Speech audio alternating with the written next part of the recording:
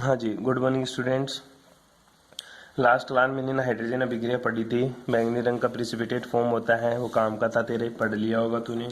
ठीक है, आज की क्लास में देख ले द्विध्रुव आयन क्या होता है। ये क्वेश्चन बहुत बार पूछा है और हमेशा पूछता है, नाम से पूछता है ज्वेटर आयन क्या होता है। क्या पूछेगा तेरे को? Zwitter ion. तो ज्वेटर आयन क्या होता है वो समझ ले एक बार के लिए। एमिनो समूह NH2 ग्रुप तेरा में कार्बोक्सिलिक अम्ल, कार्बोक्सिलिक ग्रुप कौन सा? C double bond OH group. वह एमिनो दोनों समूह उपस्थित होते हैं। बिल्कुल मान गया गुरुजी। एमिनो अम्ल में क्या होता है? कार्बोक्सिलिक ग्रुप भी होता है और एमिनो समूह भी उपस्थित होते हैं तथा दोनों की अंतर क्रिया से एक आंतरिक लवण बन जाता है। कैसे बना लवण है? क्योंकि ये तो तेरा क्षारीय होता है और ये तेरा क्या होता है? अम्लीय। तो ये क्षार क्या करेगा? और हाइड्रोजन खींचेगा। इससे क्या खींचेगा बेटा जी? हाइड्रोजन, क्योंकि इसके पास क्या है? Lone pair. और ये तेरा एसिड है, एसिड का काम है हाइड्रोजन देना। तो ये हाइड्रोजन देगा, ये हाइड्रोजन लेगा, बन जाएगा क्या? NH3 प्लस है, क्योंकि तो ले लिया हाइड्रोजन और इसके ऊपर क्या आ जाएगा? माइनस। तो इस तरह का जो आयन बनता है, द्विध्रुवीय आयन बनता है, उसको ज्वेटर आयन बोलते हैं। थ्योरी है तो पढ़ लेगा आसानी से, कोई बड़ी बात नहीं है। क्या होता है जिसमें नाइट्रोजन व तो क्या आ जाता है? धनावेश, और ऑक्सीजन के ऊपर क्या आ जाता है? ऋणावेश। इस तरह की जो संरचना होती है द्विध्रुवीय आयन की, उसको अपन ज्वेटर आयन बोलते हैं जी। ठीक है। द्विध्रुवीय आयन में अमोनिया समूह NH3 में अम्ल के समान, जबकि कार्बोक्सिलिक अम्ल COO माइनस क्षार के समान कार्य करता है। यहाँ पे ये क्षार था, ये अम्ल था, लेकिन जैसे ये बन गया तो ये क्या बन गया? कॉन्जुगेटेड एसिड बन जाता है। ये बेस था तो इसका कॉन्जुगेटेड एसिड, ये एसिड था तो इसका कॉन्जुगेटेड बेस बन जाता है। ठीक है, तो ये एसिड बेस की तरह काम करने लग जाते हैं। किसके अंदर? ज्वेटर आयन के अंदर। भाई बहुत इंपॉर्टेंट है, ध्यान से सुन लेना इस चीज को। नेक्स्ट देखिएगा एक बार के लिए। अब क्या बोल रही है थ्योरी? ऐसे एमिनो अम्ल को एम्फोलाइट्स भी कहते हैं। क्या बोलते हैं? एम्फोलाइट्स। एम्फोलाइट्स का मतलब क्या होता है? ऐसा यौगिक जो, एम्फोलाइट्स का मतलब होता है जो एसिड की तरह भी काम करे और बेस की तरह भी काम करे। एसिड के साथ भी रिएक्शन दे और बेस के साथ भी रिएक्शन दे। क्या कहलाता है? मेरा एम्फोलाइट्स कहलाते हैं, क्योंकि अम्ल व क्षार दोनों समूह उपस्थित होते हैं या दोनों के साथ अभिक्रिया देता है। एमिनो अम्ल के विलयन में प्रबल अम्ल की कुछ मात्रा डालने पर द्विध्रुवीय आयन धनायन में परिवर्तित होता है, जबकि इसी विलयन में प्रबल क्षार डालने पर, थोड़ी मात्रा डालने पर द्विध्रुवीय आयन ऋणायन में परिवर्तित हो जाता है। ये मेरा क्या था? ज्वेटर आयन था। ज्वेटर आयन में मैंने प्रबल अम्ल डाल दिया। प्रबल अम्ल का मतलब होता है गुरुजी H+ देने वाला। H+ देने वाला तो H+ देगा तो ये किस में बदल जाएगा? एसिड में। और ये भी किसका पहले से क्या था? एसिड। तो पूरा का पूरा किस में बदल गया गुरुजी? एसिड बन गया, धनायन बन गया। ठीक है, ये भी H+ देगा, ये भी H+ देगा। जब प्रबल अम्ल के साथ इसकी रिएक्शन करवाई। इसी प्रकार गुरुजी में प्रबल क्षार के साथ रिएक्शन कराऊं तो इसका हाइड्रोजन खींच जाएगा। ये इसका क्या कर जाएगा? हाइड्रोजन खींच जाएगा, तो इसकी एसिडिटी खत्म कर देगा। ये तो पहले से ही कॉन्जुगेटेड बेस था, ये कॉन्जुगेटेड एसिड था। कॉन्जुगेटेड एसिड है, H+ देने का काम करेगा। इसको H+ देते पानी के रूप में बाहर निकाल दिया और ये किसकी तरह बन गया? ऋणायन की तरह बन गया। द्विध्रुवीय आयन किसमें बदल गया? ऋणायन में। और यहाँ पे द्विध्रुवीय आयन किसमें बदल जाता है? तेरा धनायन में। ये पूरा का पूरा अम्ल बन जाता है और ये पूरा का पूरा क्या बन जाता है? तेरा क्षार बन जाता है। ठीक है, इस प्रकार एमिनो अम्ल के विलयन में विद्युत धारा प्रवाहित करने पर अम्लीय माध्यम में एमिनो अम्ल के अणु कैथोड की ओर, ध्यान दे इसमें पॉजिटिव आयन तो किधर जाएंगे? कैथोड की ओर। और इसके पॉजिटिव आयन किधर जाएंगे? कैथोड। हाँ, तो बता रहा था मैं तेरे को कि ये क्षार है, ये तेरा ऋणायन बनाता है। ये अम्ल लिया तो तेरा धनायन बना देगा। ये बातें अपन ने कर ली थी। मैं बोल रहा था इस प्रकार एमिनो अम्ल के विलयन में विद्युत धारा प्रवाहित करने पर अम्लीय माध्यम में एमिनो अम्ल के अणु कैथोड की ओर गमन करेंगे और क्षारीय माध्यम में एमिनो अम्ल के जो अणु है वो एनोड की ओर अभिगमन करेंगे। ऐसा क्यों हुआ सर? ध्यान दीजिएगा, प्रबल अम्ल डाला, बोल रहा है किसमें? अम्लीय माध्यम में। तूने अम्ल डाला, बना क्या तेरा? धनायन बन गया। क्या बन गया तेरा? धनायन। अब धनायन कहाँ जाएगा? धनायन हमेशा ऋणायन की तरफ जाएगा। किसकी तरफ जाएगा? ऋणायन की तरफ। और तेरा कैथोड क्या होता है? हमेशा ऋणायन होता है सर। तो सही बोल रहा है कि एमिनो समूह को अगर तू अम्लीय माध्यम में डाल देगा तो धनायन बनेगा और धनायन हमेशा कैथोड की तरफ जाएगा। इसी प्रकार एमिनो अम्ल को तू प्रबल क्षार मतलब बेसिक मीडियम में डालेगा तो तेरा ऋणायन बनेगा और ऋणायन हमेशा धनायन की तरफ मूव करेगा। मीन्स जो कैटायन है ये कहाँ जाएगा? ये गुरुजी एनोड की तरफ जाएगा। ठीक है, ये बात इसमें लिखी हुई है। उसके बाद में आता है तेरा समविभव बिंदु। समविभव बिंदु का मतलब होता है कि एमिनो समूह को ऐसे पीएच वाले विलयन या ऐसे विलयन में डाल दो जिस विलयन में एमिनो समूह ना तो कैथोड की तरफ जाए ना एनोड की तरफ जाए, या फिर दोनों तरफ जाए तो बराबर मात्रा में जाए। विलयन की ऐसी पीएच वाले विलयन में एमिनो समूह को क्या बोलते हैं? समविभव बिंदु। समझ ले डेफिनेशन। एमिनो समूह के विलयन की पीएच का वह मान जिस पर विद्युत क्षेत्र के प्रभाव में एमिनो अम्ल अणु किसी भी इलेक्ट्रोड की ओर अभिगमन नहीं करता है, अर्थात वह विद्युत क्षेत्र से प्रभावित नहीं होता। कहना क्या चाहता है कि सर मैं एमिनो ग्रुप को ऐसे पीएच वाले सॉल्यूशन में डाल रहा हूं जहां पर कितनी भी इलेक्ट्रिसिटी तू प्रवाहित कर ले, एमिनो समूह कभी भी मूव नहीं करेगा। ऐसे जो पॉइंट आता है विलयन की, जिस पॉइंट के ऊपर ऐसी पीएच वाला जो पॉइंट है, ठीक है, उसी पीएच वाले पॉइंट को समविभव बिंदु कहते हैं। बैठ गई बात समझ में। नेक्स्ट देखिए, किसी एमिनो अम्ल के विलयन में समविभव बिंदु पर उसके धनायन व ऋणायन की सांद्रताएं एक समान होती है। जितना तेरा धनायन होगा उतना ही तेरा क्या होगा? ऋणायन होगा, क्योंकि इसमें एमिनो अम्ल का प्रत्येक अणु जितने समय धनायन के रूप में होता है वह उतने ही समय ऋणायन के रूप में भी होता है, जिसके फलस्वरूप एमिनो अम्ल अणु धनायन के रूप में कैथोड की ओर जितनी दूरी गमन करता है ऋणायन के रूप में भी उतनी ही दूरी गमन करेगा। दूसरी डेफिनेशन है जी ये। बोलना क्या चाहता है ये? बोलना यह चाहता है कि एमिनो अम्ल के विलयन में समविभव बिंदु पर इसके धनायन और ऋणायन के जो मात्रा होगी, सांद्रता की जो मात्रा होगी, वो बिल्कुल एक समान देखने को मिलती है। क्यों? क्योंकि एमिनो समूह अणु के प्रत्येक अणु जितने समय धनायन के रूप में रहेगा उतने ही समय वो किसके रूप में होता है? ऋणायन के रूप में होता है, जिसके फलस्वरूप एमिनो अणु धनायन के रूप में कैथोड की ओर जितनी दूरी गमन करता है ऋणायन के रूप में भी उतनी ही दूरी गमन करता है, जिसके फलस्वरूप रूप अभिगमन क्या हो जाता है? शून्य हो जाता है। क्या हो जाता है? शून्य हो जाता है। अतः पीएच के निश्चित मान पर, कौन सा मान? समविभव बिंदु। पीएच के निश्चित मान पर समविभव बिंदु पर एमिनो अम्ल के अणु विद्युत क्षेत्र से प्रभावित नहीं होता। कितनी इलेक्ट्रिसिटी डाल ले इसके ऊपर कोई प्रभाव नहीं पड़ेगा बेटा जी। नेक्स्ट, ऋणायन। ये तो ऋणायन है, ये तेरा ध्रुवीय आयन है। देख लीजिएगा, ये पॉजिटिव रे नेगेटिव, जिसमें पॉजिटिव नेगेटिव हो वो तेरा ध्रुवीय आयन होता है। किसका होता है सर? ये एमिनो अम्ल का ध्रुवीय आयन है, जिसको अपन ने ज्वेटर आयन बोला था। ज्वेटर आयन के अंदर अगर मैं बेस डाल देता हूं तो ऋणायन बनता है। ज्वेटर आयन के अंदर अगर मैं धनायन डाल देता हूं, एसिड डाल देता हूं, तो मेरा धनायन बन जाता है। एमिनो अम्ल के लिए समविभव बिंदु का मान अभिलक्षणात्मक होता है तथा यह सभी एमिनो अम्लों के लिए एक समान नहीं होता। ध्यान दीजिएगा, एमिनो अम्ल अपन ने अलग अलग पढ़े थे गुरुजी। एक एमिनो अम्ल ऐसा होता है जिसमें अल्फा कार्बन के ऊपर एमिनो ग्रुप जुड़ा होता है। एक एमिनो एसिड्स ऐसा होता है जिसमें बीटा कार्बन के ऊपर NH2 ग्रुप मतलब एमिनो ग्रुप जुड़ा होता था। एक एमिनो एसिड्स ऐसा भी देखा सर जिसमें alpha beta gamma delta position पर NH2 ग्रुप जुड़ा होता है। तो NH2 ग्रुप जुड़ने की पोजीशन के अकॉर्डिंग मेरा एमिनो एसिड्स अलग अलग टाइप का था।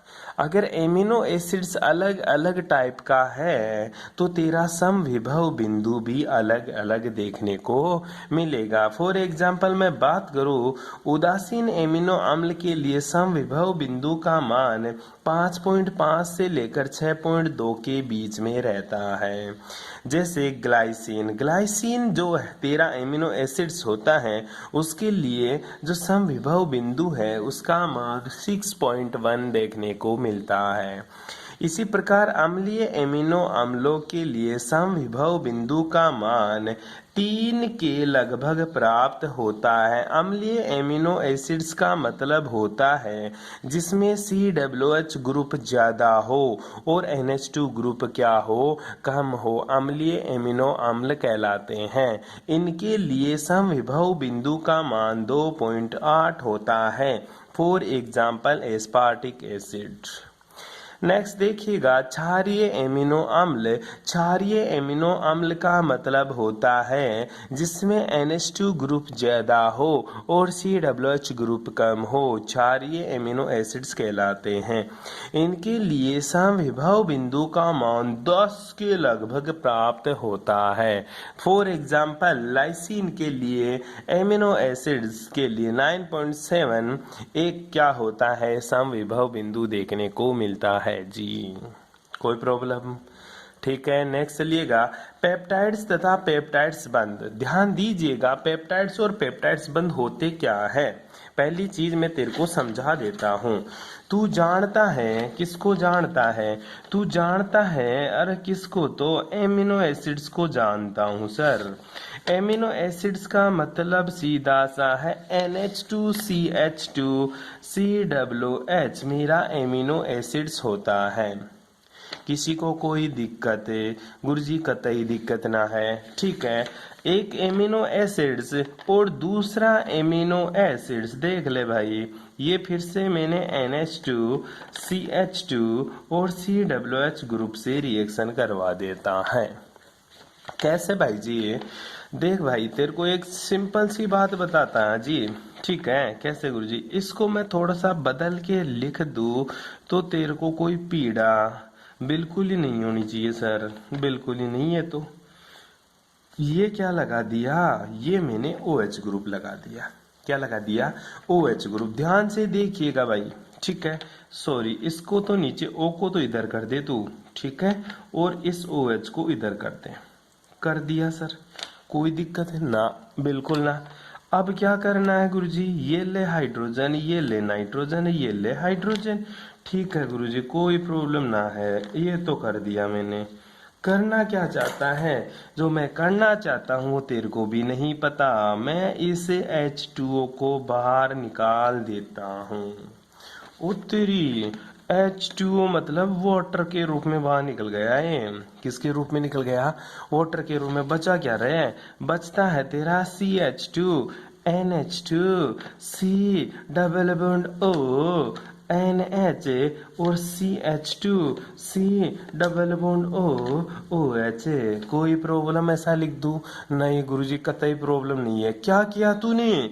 मैंने ऐसा किया, एक एमिनो एसिड्स ग्रुप ये लिया, दूसरा एमिनो एसिड्स ग्रुप ये लिया, दोनों को रिएक्ट करवा दिया। रिएक्ट क्या करवाया तूने? तो H2 निकाल दिया। तूने तो पानी निकाल दिया।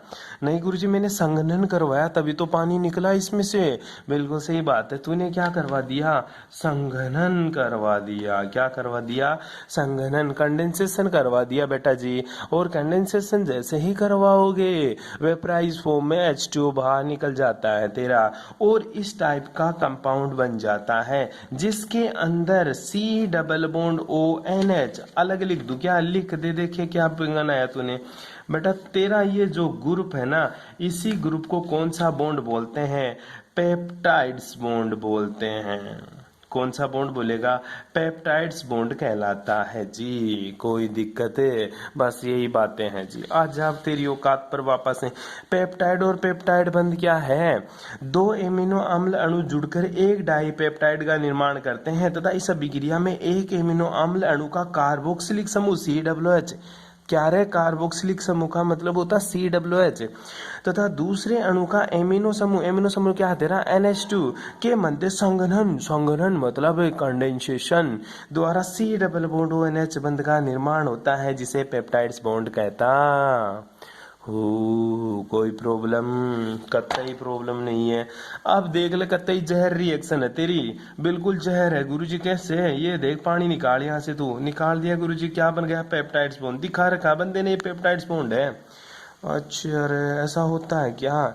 कर रखा ना। होता क्या भाई? कंडेंसेशन बोल रहा। देख ऊपर ताता कर रहा है, इसको ताता, ये रहा, ये जो साइन दे रखा है ये ताता का है, ताता करेगा तो क्या निकलेगा, H2O ही निकलता है गुरुजी, बिल्कुल सही बात है, डाइपेप्टाइड्स बनता है जी।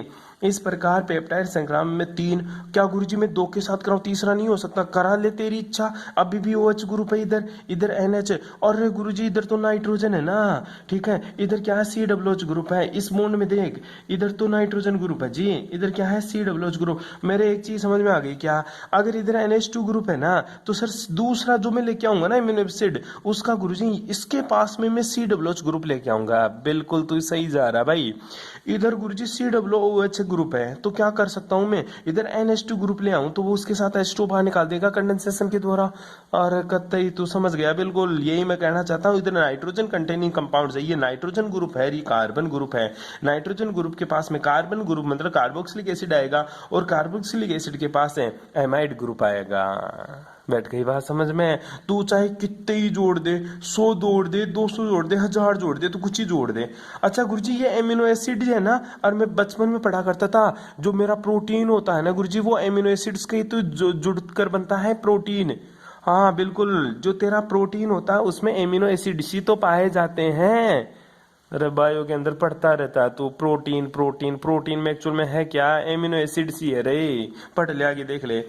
इस प्रकार पेप्टाइड श्रृंखला में 3, 4 या अधिक एमिनो अम्ल के अणु जुड़ने पर पेप्टाइड श्रृंखला को क्रमशः डाई, 2 जुड़े तो डाई, 3 जुड़े तो ट्राई, 4 जुड़े तो टेट्रा, 5 जुड़े तो पेंटा, और खूब सारे जुड़ जाए तो गुरुजी पॉलीपेप्टाइड्स कहता हूं। क्या बोलूंगा उसको, पॉलीपेप्टाइड्स। तथा पॉलीपेप्टाइड श्रृंखला में एमिनो अम्ल के 100 से अधिक अणु जुड़ने पर प्रोटीन बन जाता है। आज तक तो पढ़ाई था प्रोटीन में एमिनो एसिड्स होता है, बस ये पढ़ा था, आज ही पता चल गया हकीकत में ये एमिनो एसिड्स होते हैं। अगर ऐसे 100 मॉलिक्यूल जुड़ जाएंगे ना एमिनो एसिड्स के, तब जाकर तेरा एक प्रोटीन का मॉलिक्यूल बनता है। बैठ रही है बात समझ में, बिल्कुल गुरुजी ऐसी ही बातें पढ़ते हैं हम। एमिनो श्रृंखला में एक सिरे पर एमिनो समूह होता है, बिल्कुल पढ़ा नाइट्रोजन वाला, तो दूसरे सिरे पर कार्बोक्सिलिक समूह, बिल्कुल पढ़ा, अभी तू बोल रहा था कार्बन वाला, जिनको क्रम से एन सिरा तथा सी सिरा बोलते हैं। एन सिरा मतलब नाइट्रोजन वाला, सी सिरा मतलब कार्बन वाला सिरा बोलते हैं। ये सिरा का मतलब टर्मिनल है, जो तू खाता है वो सिरा नहीं है ये, ठीक है, सिरा मतलब टर्मिनल, टर्मिनल मतलब सिरे के ऊपर। पेप्टाइड श्रृंखला को इस प्रकार लिखा जाता है जिसमें से कि इसके एक एमिनो समूह बाईं ओर, जबकि कार्बोक्सिलिक समूह कहाँ हो, दाईं ओर उपस्थित हो। इसके नामकरण में एन सिरे से क्रमशः एमिनो समूह का नाम लिखते हैं और सी सिरे से एमिनो अम्ल को छोड़कर से सभी एमिनो एसिड्स के अनुलग्न इन के स्थान पर इल लिख देते हैं। कैसे कैसे कैसे, ये एन सिरा है, ये मेरा सी सिरा है, इसका नाम क्या है ग्लाइसिन, इसका नाम क्या है एलानिन। क्या नाम है, एलानिन। तो डाइपेप्टाइड्स है, पूरा नाम बता गुरुजी, लिख दे ग्लाइसिल एलानिल सीरीन। क्या लिख दूंगा, एलानिल सीरीन। इसको ट्राइपेप्टाइड्स बोल देना, याद करना जरूरी है क्या, बिल्कुल 1-2 नाम याद रख लेना, बाकी का तेरी इच्छा छोड़ देना चाहिए, ठीक है। बस तेरे को क्या याद करना है यहाँ तक है गुरुजी, मेरे को पेप्टाइड्स बॉन्ड के बारे में याद रखना है कि पेप्टाइड्स बॉन्ड क्या होता है। इसके साथ ही मुझे एन सिरा और सी सिरा का भी पता होना चाहिए कि एन सिरा क्या है और सी सिरा क्या होगा मेरा, ठीक है। इस प्रकार पेप्टाइड श्रृंखला में एमिनो अम्ल के समान कार्बोक्सिलिक एसिड और एमिनो समूह के उपस्थित होते हैं। जितने NH2 ग्रुप होंगे उतने ही तेरे क्या होंगे, COH ग्रुप उपस्थित होते हैं, किसमें, पेप्टाइड श्रृंखला में, ठीक है। अतः ये ज्वेटर आयन के रूप में होते हैं तथा इनके लिए समविभव बिंदु का मान निश्चित होता है, जिसकी सहायता से इसकी संरचना व गुणों का अध्ययन कर लेते हैं। बाकी की बातें करेंगे नेक्स्ट क्लास में। Thanks for cooperation.